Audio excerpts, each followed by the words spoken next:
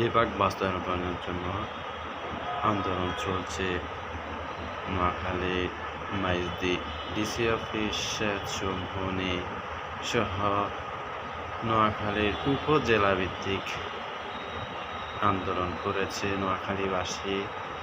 ঢাকায় ইতিমধ্যে কয়েকটি আন্দোলন করেছে নোয়াখালীবাসী। গত শুক্রবার 17ই অক্টোবর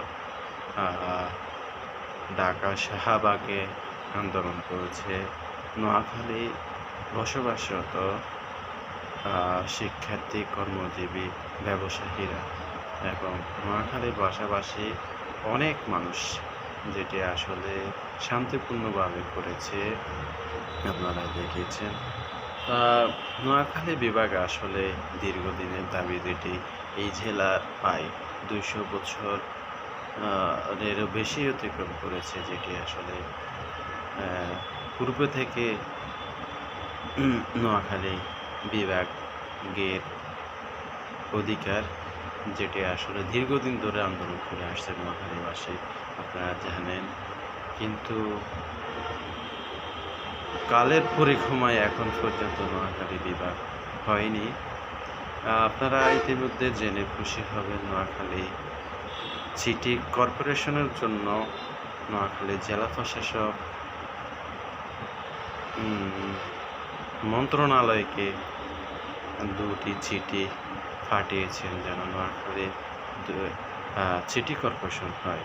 এটি ইতিবাচক বিষয়। তার একটি বিষয় বলে রাখি, নোয়াখালীর মানুষ গণ আন্দোলন গড়ে তুলবে নিজেদের অধিকার আদায়ের জন্য। এটি নোয়াখালীর মানুষেরই সবচেয়ে বেশি আগ্রহ উদ্দীপনা দেখা যাচ্ছে।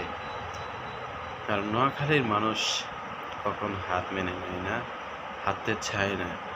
এমনকি নোয়াখালীর মানুষ গণতান্ত্রিকভাবে আন্দোলন করে তাদের অধিকার আদায় করতে চায়।